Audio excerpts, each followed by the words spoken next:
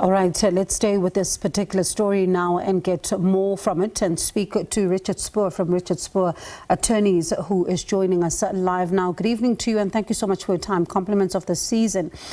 You've raised some serious concerns about the handling of the situation in Stilfontein. Tell us more. Well, as we've just heard, there are 800, 700, 800 people underground who are dying, literally dying of hunger and dehydration and disease. They are trapped.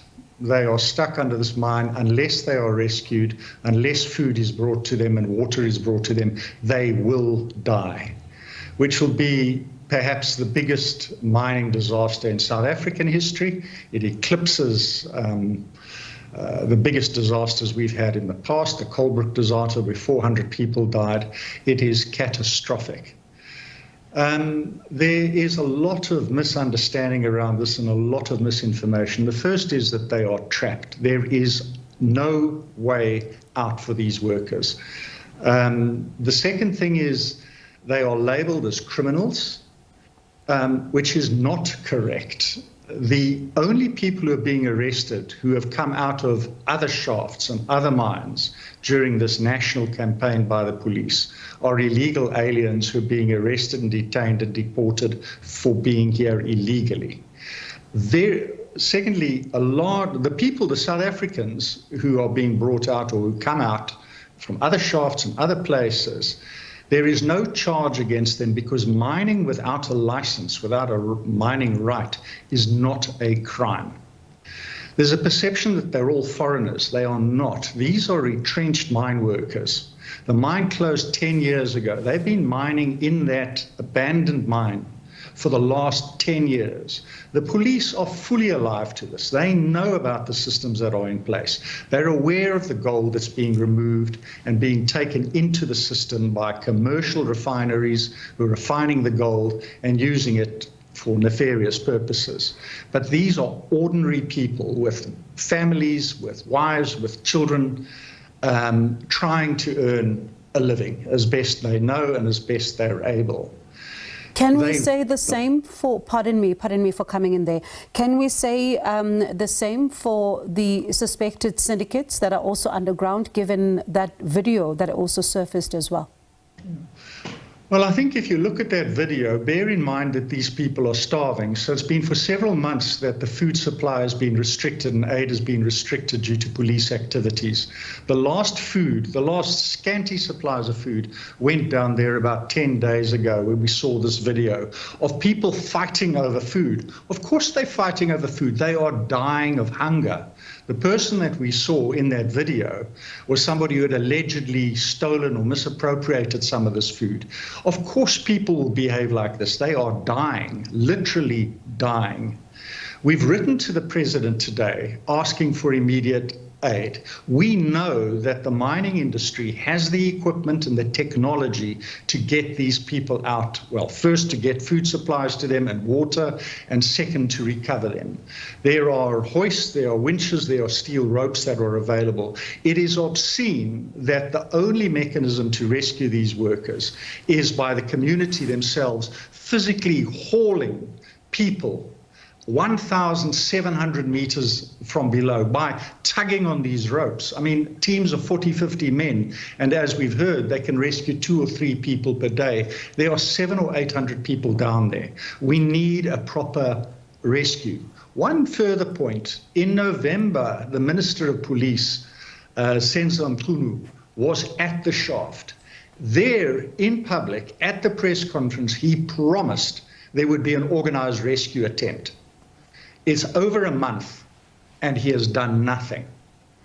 I try to engage with the industry. I know they have the technology, they have the capacity, they can do this. They're waiting for government to make the call. We need the Minister of Mineral Resources to say to the mining companies, gentlemen, we have a humanitarian catastrophe here. We have 800 people dying underground. Please help us. Let's get those people out.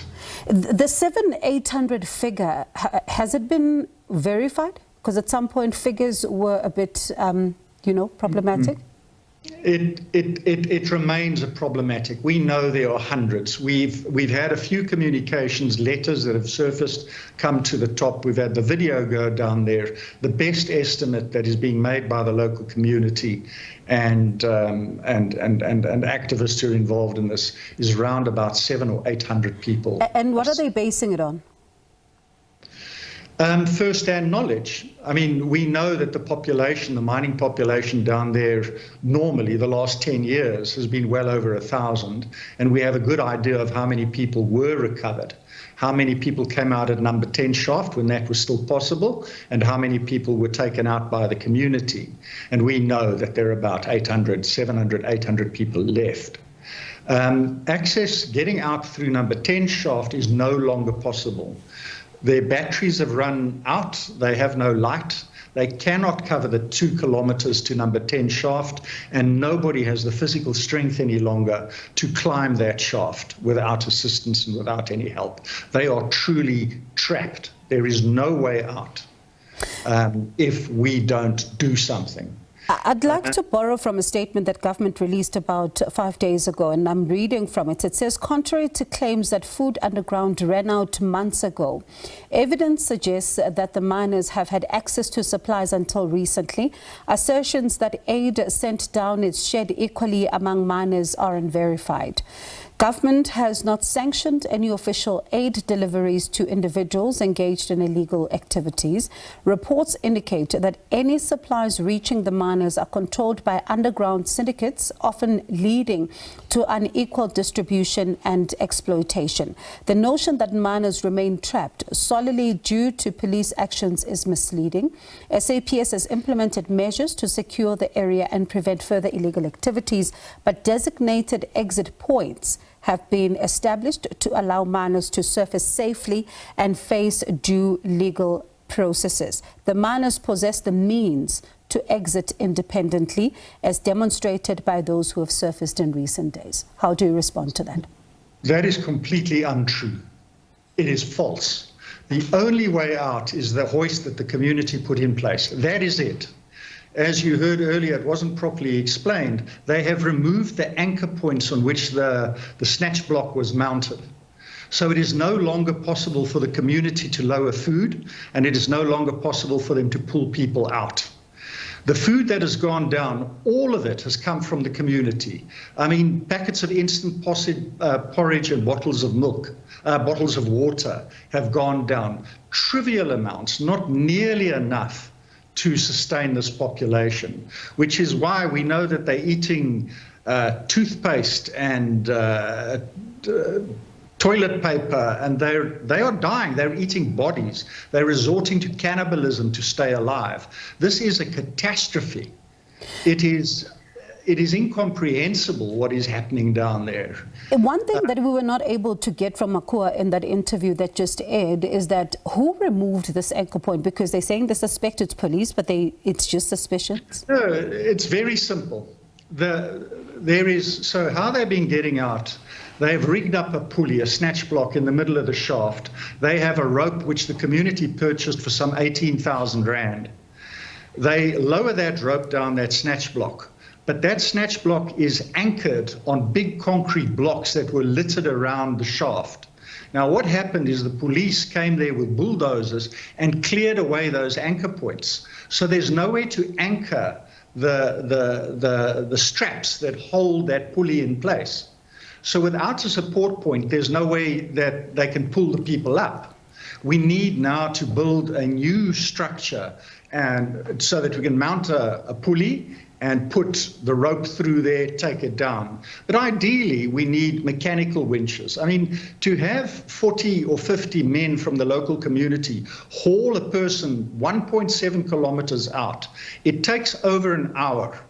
Then you've got to lower the rope back and get somebody else. It's a massive amount of work. The rope doesn't hold. It fatigues. It's not being used properly. It's lying in the soil. It's getting dirty and damaged. You need proper rescue equipment. And the state, which promised that there would be a proper organized rescue, has completely failed to provide any assistance. The only hope is for the mines, for the state to speak to the mining companies. They have the equipment, they can do the job, we can save these people's lives. The alternative is letting them die. Does it not, pardon me, Mr. Spoor, does it not speak to a bigger issue of resolving what is taking place in some of these old mine shafts? I ask this because while that operation was ongoing and, you know, some of the mine workers were coming out from above ground themselves, in the SABC, there was a desperate situation that was taking place there, and we covered it extensively, where we saw some of the men being able to come out because the distance was not as long as this is in Stilfontein.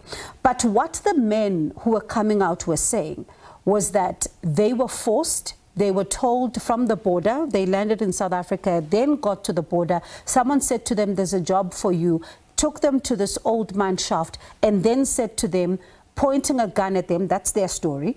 They say pointed a gun at them and told them to go underground or else.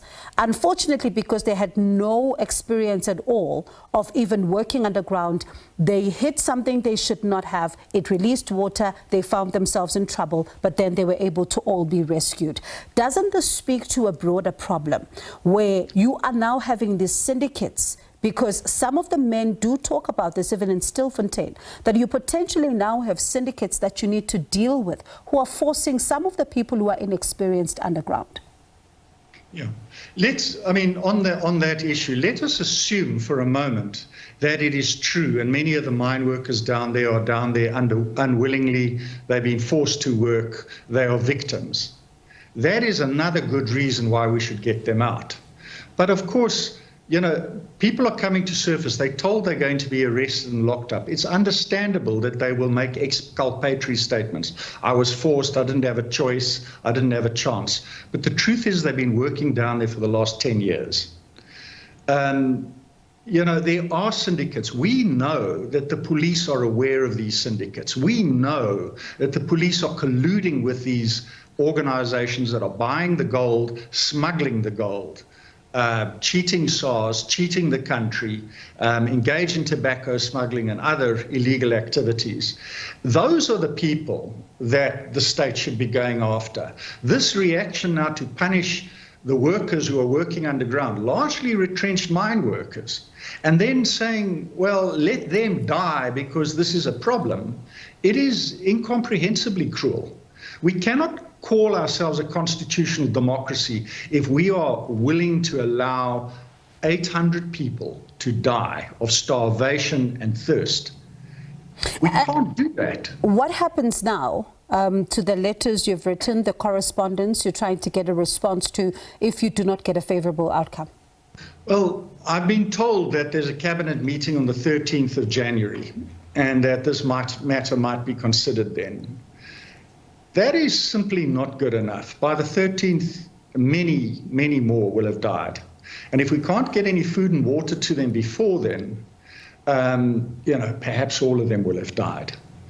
So, you know, the appeal is to members of this government, cabinet ministers, to consider not only the lives of these workers, but the country's standing and reputation as a constitutional democracy. Consider what the implications are if these men all die there because of our inaction. What does that mean for the country? You know, we cannot tolerate this, and I'm really appealing to the cabinet members and members of this government to reconsider their approach and you know, do what is necessary to rescue and save these lives. All right, let's see then what happens and how even that court application then pans out. Thank you so much for your time. That's Richard Spoor with Richard Spoor Attorneys, and certainly this Stilfontein situation still ongoing. We'll continue to bring you installments on the story.